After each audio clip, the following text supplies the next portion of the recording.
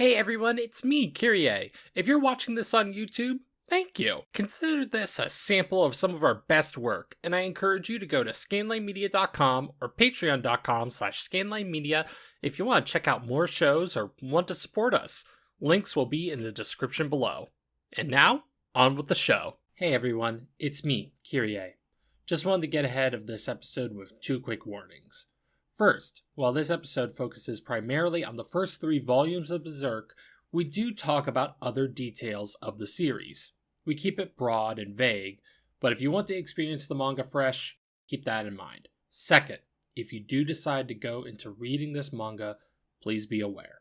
This series is often known for graphic and unflinching depictions of PTSD, gore, body horror, death, rape, and childhood sexual assault. While this episode does not go into graphic detail, we still bring them up during the discussion. And while these scenes are often handled with the weight and seriousness of their subject matter, Berserk can still be an extremely triggering and uncomfortable read. Please, take caution with this series, take care of yourself, and remember that no piece of media, no matter how impactful or important, is ever worth reading at the expense of your own mental health. With all that out of the way, please enjoy this episode of Oops All Manga, Berserk.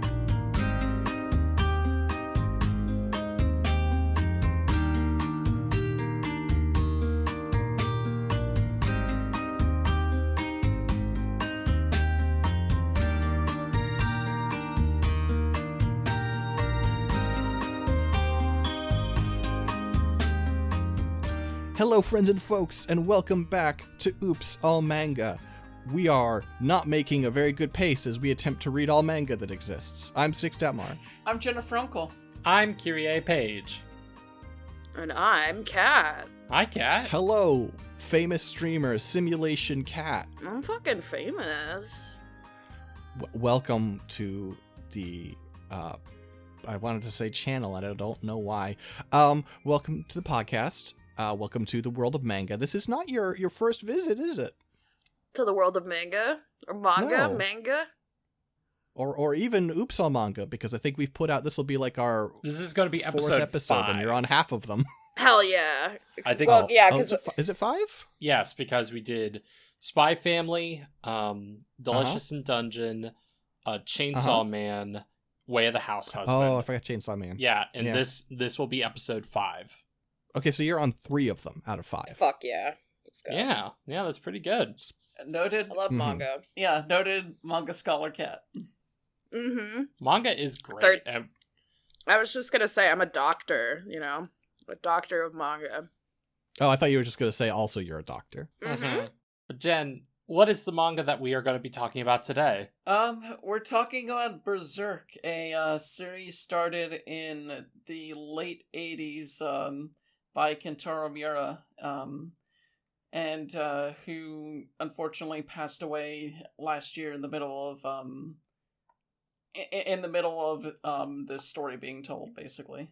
Yeah, I think this episode we are broadly going to be talking about Berserk, but this is also going to be on some level just like on some level we're still like the world is still processing the death of Kentaro Miura because before we did this pod, before Miura passed away, I had always heard of Berserk. I had actually watched the Golden Age movies, the animated by Studio 4C, and I thought those were pretty good. Some people didn't love them, but I think they're pretty decent adaptations of Berserk as a thing. But upon the news of Miura's death, and you just saw the shockwaves it sent throughout the anime and manga world, briefly, the story of the main character Guts inspired the Dark Knight questline in Final Fantasy XIV, and I believe was it in which area was it everybody was lining up? Every Dark Knight player was lining up with campfires. That was in Ul'dah, yeah. Right.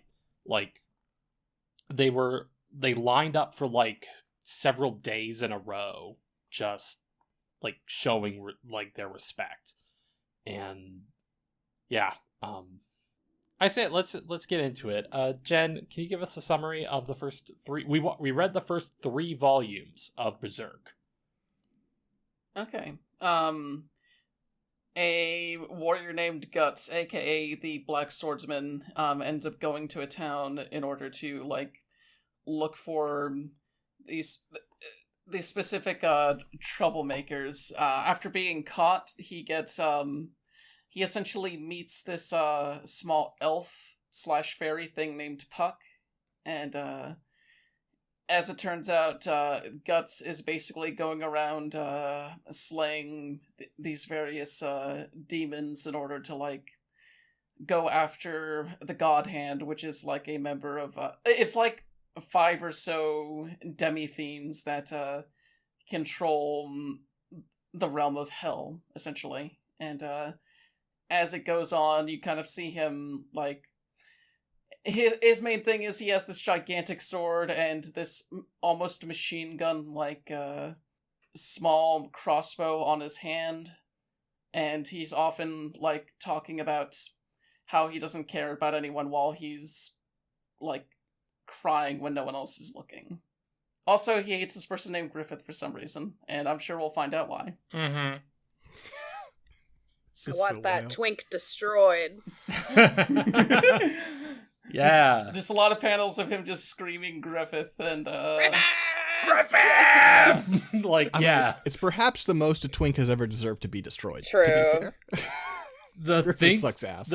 Griffith is not great. Griffith is such a fucking asshole in Berserk. Yeah. He gets a lot of the characters in Berserk get a lot of depth and nuance. There's some stuff to Griffith's story, but the moment he I think it's the moment he sacrifices so many people of the Band of the Hawk to the moon or something like that. Oh no, he's just fuck this guy. I mean, I think there's a point before that, but there's a lot of stuff happening with him. I think he's a really interesting character, but he's not really in this part of the manga we read. Yeah. It's so wild. So I've read first I have also seen that OLM run the show version of the Golden Years, Golden Era, whatever. Golden Age. Whichever one. I believe it's called the Golden Age. There we go. Yeah. Golden Age, yes. And I also read the first, I don't know, the first, a fair bit on a online, clearly pirated, manga reader, right? Mm-hmm. And only reading this from my proper, deluxe edition that includes the first 3 volumes the other day, did I realize I've only ever been experiencing the fucking machete order of Berserk. Because even the online reading of it has volume 1 as the first part of Golden Age. It just goes through Golden Age. It just doesn't have the entire first whole section that is in medias res. It's all just cut. The establishing arc of the entire manga was just not present in this web version. Uh-huh. Yeah. That's kind of wild to think about. So I opened it up and I was like, am I reading the right thing? Why are there fairies? We're not supposed to get to that for a long time. It's nope. Apparently this is it. It is very funny to think about how, yes, on some level we all kind of understand that, Guts is a really complex and interesting character. All the characters in this manga have a lot of depth to them, but the very first page of volume 1 is Guts, I believe, fucking a demon and then slicing its head off, if I recall. Yeah. Yeah.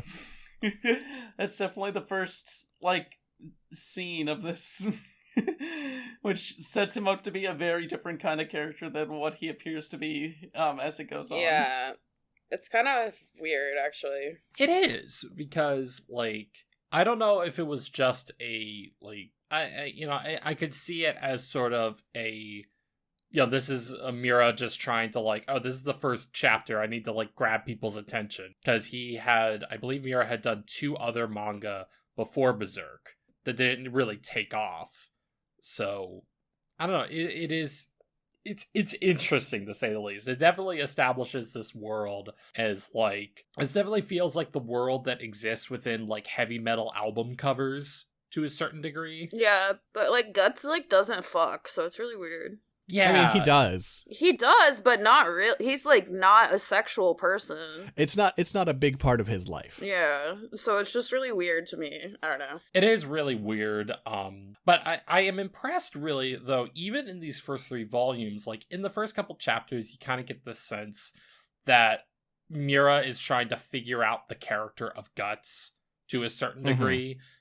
Which is like kind of like the classic manga problem. Like most of the time these manga are written, he didn't know that, you know, this was going to become like one of like the most successful and longest running manga, like probably of all time. He was just like, you know, Miura was just trying to like make ends meet and was like, okay, I need to make like a weird fucked up manga. And then we start seeing a lot of depth to the Guts character, like almost immediately after that. There's a particular striking moment, I believe, in volume 3, where we kind of talked about it, where after he first encounters we see the introduction of the God Hand, and the evil priest or whatever gets dragged to hell, and he returns to like the plane he's used to. And he sees like the priest's daughter, and says to her things like, look, if you're gonna kill me now, or something along those lines. But then, like, after she is basically telling him, like, you know, screw you, Guts, I'm gonna kill you one day, get out of here, like, you just have this incredibly, like, sad moment of Guts, like, turning around and crying. And it's such a scene of, like, I always read that scene as, like, Guts being like, I fucked up again. I had this interaction, I snapped at somebody, and I have fucked up, and I don't know how to handle this. The only way I can handle this is to walk away. See, I read that scene totally differently. Yeah, me too. I read it more as like he was sad about the loss of her innocence. Mm-hmm. Yeah. That sort of that the whole scenario ended up with this conclusion, not like necessarily his part at the end. Yeah. I feel like there's a very recurring theme of like the loss of innocence and like destroying something pure just for the thrill of it, which is like demented. I don't know. Mm-hmm. Yeah, I mean, I do think reading this early stuff, like, Miura doesn't know who Guts is yet, and I don't think he figures it out for quite a while, honestly. He sort of slowly hones in on, like, various aspects, but, like, even compared to other manga, even, like, other shonen manga, though this is more seinen, I suppose, but, like, he is very slowly honing in on this character. He starts with the world and the state of the world, and then is sort of like, and there's this sick dude who walks through it and is cool, but has a terrible fate. Castlevania 2. What a terrible night to have a curse. Yeah. Yeah. And then it's just sort of like, okay, but like, why would I want to write about this guy? Let me figure this out. Yeah. I love that, I think he does. You know, it's pretty obvious that Berserk does eventually figure this out. Miura does figure out where he wants to take this character and take the world. I remember a quote that was circulating around the time of his death where he conceptualized like the later parts of Berserk as like he sees it in the same way that like shoujo stories are written, where it's about high emotion. It's about characters acting mostly illogically because they are acting emotionally. And it kind of like shows, even though this is an intense manga of, you know, darkness and violence, a lot of the central focus of Berserk will become this focus on the emotional state of characters like Guts and Casca. Like, that is where the manga will become, and you don't necessarily see it in these first 3 volumes, but like the glimmers of that are there. Like with Puck. Like, Puck is a funny little guy, and I love Puck. I think like a teenage edgelord, like if I read this years ago, I would fucking hate Puck, right? Like I think, oh, he's just this annoying little guy, and then I realized like, oh no, Puck is like kind of like the grounding, somewhat comic relief, but also grounding presence in this story. Yeah, it's fun how... But not... Sorry, go ahead, Jen. I was gonna say, it's fun how the art jumps from incredibly detailed, gory eviscerations and things like that to just a very chibi-looking Puck sticking their tongue out or looking mortified or things like that. Or growing a third eye in order to mock the appearance of the bellet. Oh yeah, It's so cute. Yeah, it's really cute. One of my favorite little like there's a funny little Puck moment where like he sees like the artifact, right, and he just like stretches his face to try and match the egg, that like the egg with the face. I forget, was that the thing? That's the bellet. The bellet, yeah. I loved it when the villain called Puck a chipmunk, and then briefly they were drawn like a chipmunk. It was a squirrel, but yes, it's like the villain who has like the priest who has like given into his demonic form. It's like, I always thought elves had the intellect of a bird, of a squirrel, but you're quite talkative, aren't you? And Puck just gets offended by the concept of like, don't call me a squirrel. But I mean, that's a pretty good reason to get offended. Like, you're talking to a clearly intelligent, sentient being, and you're like, oh, wow, I didn't know you guys were capable of thought. It's like, fuck you, man. Yeah. But no, Puck's a funny little guy, and I love him. Yeah. Berserk is just, like... I was just gonna say, Berserk is so long, though, that, like, Puck is central in this beginning arc, but sort of spoilers, he just, like, disappears later. Like... I mean, he just becomes a very secondary character, so it's interesting how he evolves over the series, where he seems like he's this, like, little buddy in the beginning, but then it becomes, like, way more of an ensemble cast and stuff, I guess, later on. Yeah, because I think, like, later we meet Casca. She becomes a pretty central character in most of the manga. The mage kid that hangs around them. Yeah, that Guts' protege, little kid guy. Yeah. I forget his name. Yeah, I remember. This is a fucking flashback. I remember one of the first podcasts I ever listened to was like an anime podcast, and they were talking about Berserk, coincidentally, and they this was years and years ago, but they described Berserk at some point basically becomes like Guts goes to a town and meets a new guy and he joins his party, and then cool shit happens. And that's kind of like the entirety of the manga to a certain degree. Yeah, it kind of is. Slight jumping off point, but I was like talking to my friend about Berserk, and he was like, yeah, I kind of have like a love-hate relationship about it. You mentioning the mage girl, her name's Shirky, reminded me. And he was like, yeah, Miura, like, kind of, like, has some, like, creepy shit with kids. And I was like, what? And he mentioned that his other manga is, like, the person, like, gets powers from, like, drinking children's urine or something. What?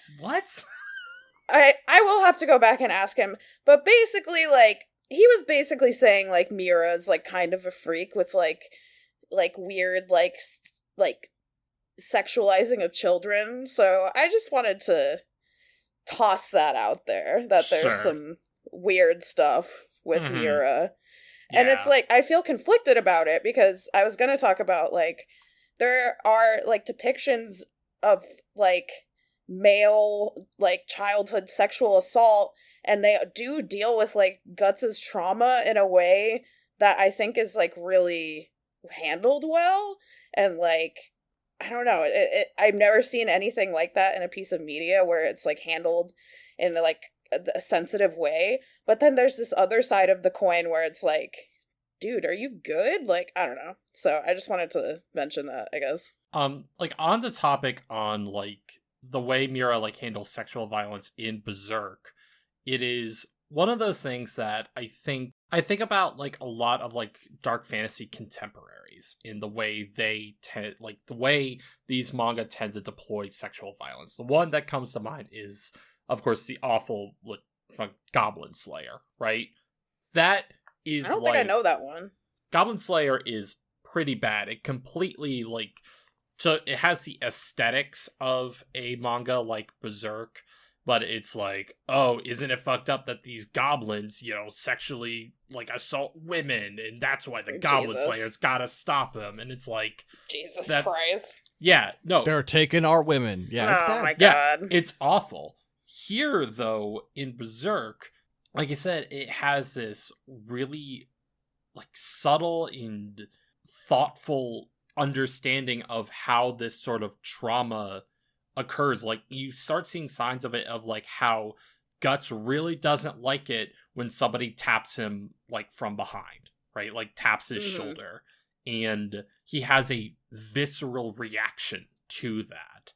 And a lot of Berserk, in my understanding of it, is how the world, as dark and as fucked up as it can be, what you do, what characters like Guts and Casca deal with, is eventually learning to not move past, trauma, but more understand it and start the healing process. There is a moment in later Berserk, I believe during the Golden Age arc, when Guts and Casca kiss for the first time, and it's this really beautiful, intimate moment between two people who have clearly been hurt before, just, like, allowing each other to be vulnerable with one another. And it's really incredible to think about, like, how this manga gets there when compared to, like, the intense hyperviolence of, like, the trappings and aesthetic of this manga. And yeah, I was just gonna say the structure of the manga is really interesting too. Just the way it starts, it time travels a lot, which is interesting. It's interesting because I feel like Berserk walks this weird line where, like, I mean, the fancy, hardback deluxe edition I've got over here, which I mostly just bought because I don't want 1 billion books, and this way I can only get 8, and that's nice. Well, I guess probably 9 once they finish. I believe the final, I think the final chapter is going to be officially released a little later this year, around the, I think June-ish is when they are going to publish it. Anyway, continue. But, like, even the book itself is like, oh, Berserk's, long been famous for its sick and twisted world and its dark fantasy. And it's like, it is so... sometimes it goes on the wrong side of that, sometimes it goes on the right side of that, and it feels almost like luck sometimes, because you look at so many things that were inspired by Berserk. You look at, like, the original Drakengard, who Yoko Taro is like, yeah, Kaim is just guts. He said that. Oh, man. And you look at, like Goblin Slayer, and you look at a lot of this stuff, and it's just like, man, y'all fucked this balance up so bad. Yeah, like, Miura, like, has this, like, incredible touch of being able to have that heavy, dark, like, really dark subject material balanced out with, like, moments of humor, but also moments of, like, just, like, I like, around, like, when Miura died, people were sharing their favorite moments from the Berserk manga, and so many times on my timeline, I vividly remember this, it wasn't necessarily like, oh, Guts doing, like, some badass thing, which there were some panels, there's some incredible artwork in this manga, but I think we'll get to that in a second. But many of people's favorite moments of Berserk is just these quiet, intimate moments of the characters. Like there's this really great panel where Guts is just sitting on this windowsill. His body is bandaged and scarred, but he's just kind of looking at the moon and reflecting on his life. And it's a incredible moment. It's this, like, really interesting way of showing this character as being contemplative and introspective, like, without, like, necessarily even beating your head over it. It's just a quiet moment in this scene. It's like, God, like, it's I I really need to keep reading this manga because like I really loved, like, even though like these first 3 volumes are a little messy in some parts, and I know that's like the story of Berserk is that it's messy and weird, but I love that it's a little messy and it's a little weird and is clearly trying something like really interesting here, and I want to keep reading it. It has some very high highs, I will say. And then it's been going on so long. I feel like how can you really, it's just like you make the story meander for a long enough time. Like I'm in the part of it now which is slightly before like what's currently out.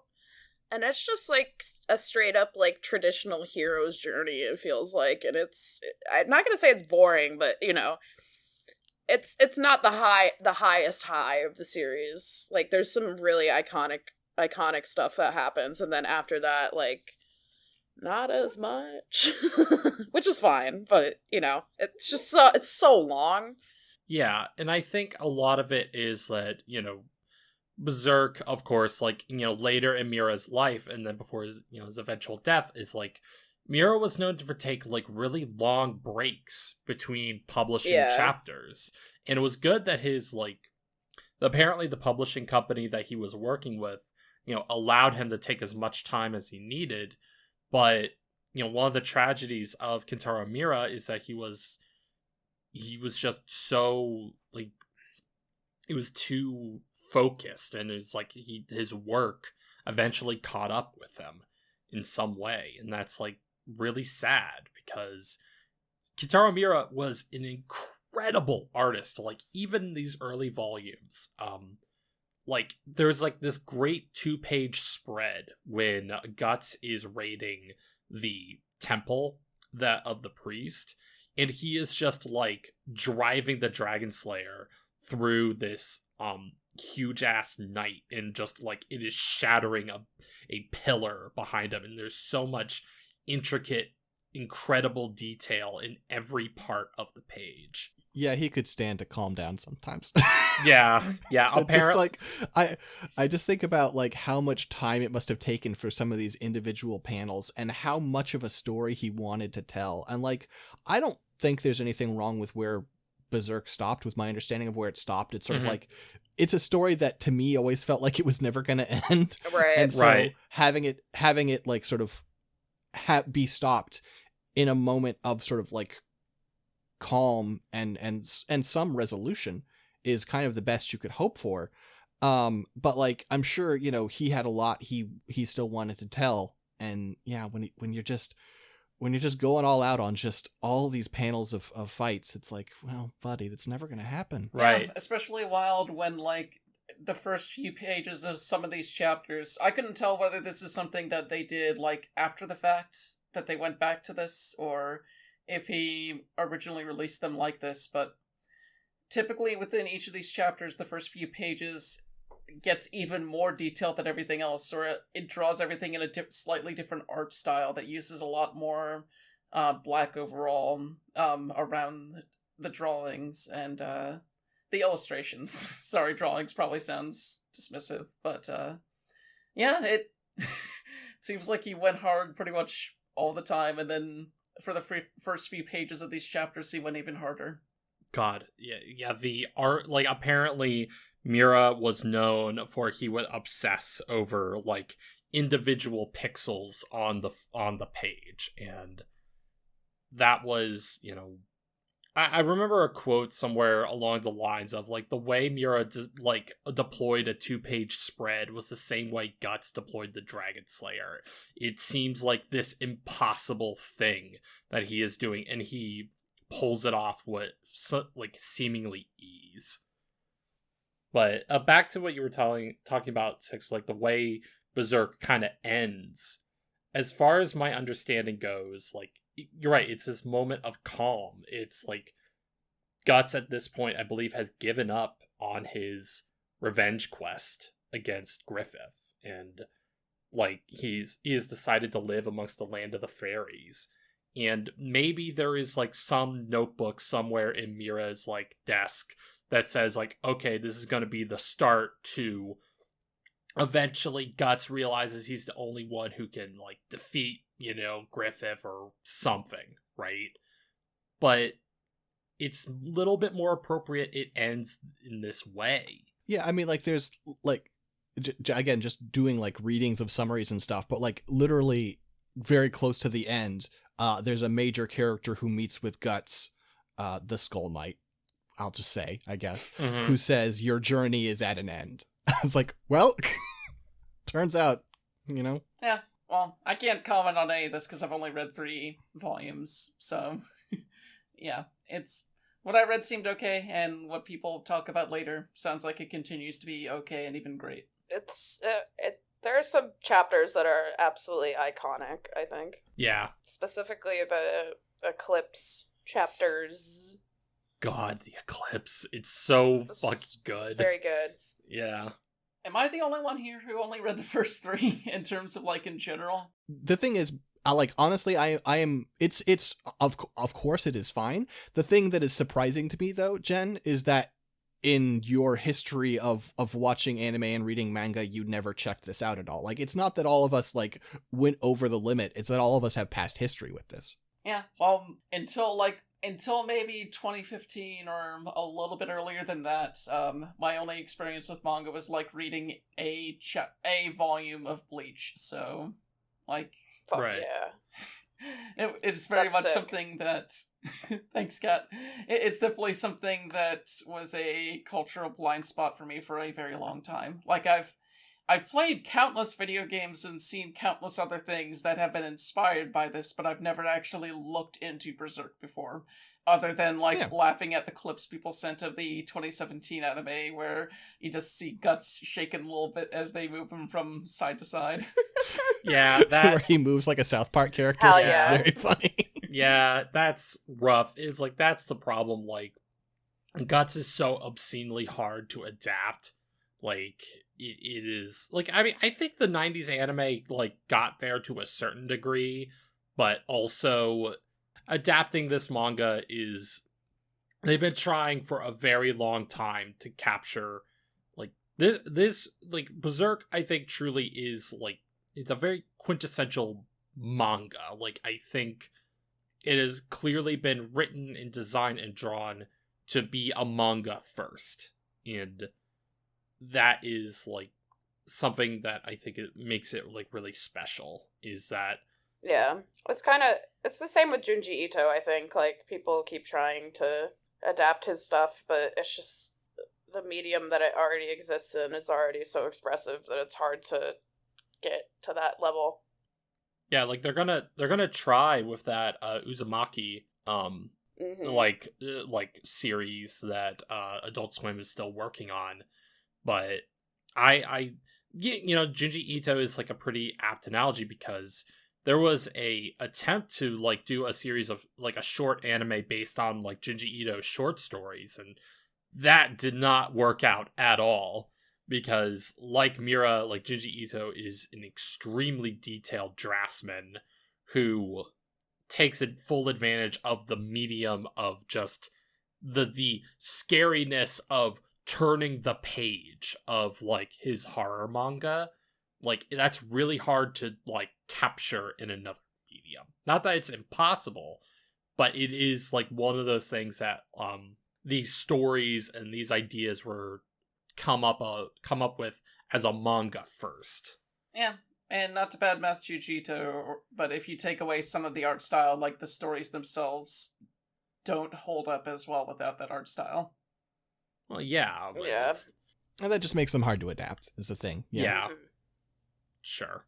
Because I think the bread and butter of adaptation is when the story is good enough that you can get away with not putting any money into animating it. Right. Or you just use it, I was just gonna say, or you just use it as an inspiration and you have to, like, lean into the other medium because it's just, like, it just doesn't work. I don't know. Okay, how about this? Junji Fido. No. No. I think Okay, listen, I'm just trying things out here. I think that's a good stopping point. Yeah, I think that's the perfect stopping point. Yeah, Yeah, I think that's exactly, that's where Miura would want us to stop. exactly. I think so too. Yeah, in the middle of a conversation, and just, I guess, like, if we're wrapping up, like, I just think about how it's kind of incredible that even though I had not really interacted with Berserk before Miura died, I think about, like, his work. I think about, like, what he accomplished with this manga, and it's like I'm tearing up now, like, thinking about it. I remember hearing that news and crying a little that day.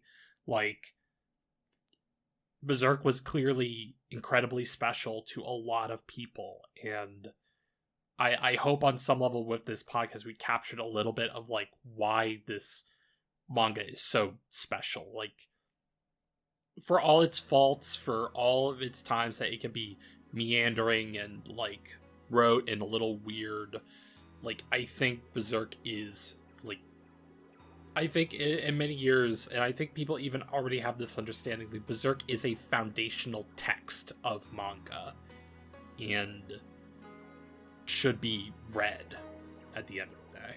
And on that note, thank you so much for joining us for another episode of Oops All Manga. Kat, Yeah? where can people find you on the internet? You can find me at twitch.tv/simulationcat, and I stream on Twitch. Twitch? What's Twitch? Twitch is where you be a little clown online and people throw money at you sometimes. Incredible. But yeah, so you can find me there, sometimes on Scanline. I'm like Simulation Cat on pretty much everything, so. Thank you so much for your expertise and your presence here. Thanks for having me. Of course. This is one of the ones, like, when we decided to do Oops All Manga, this is one of the ones we were like, well, we gotta do this. Yeah. Gotta. And thank you so much, everyone, for joining us. Until next time, peace out. See ya. Later.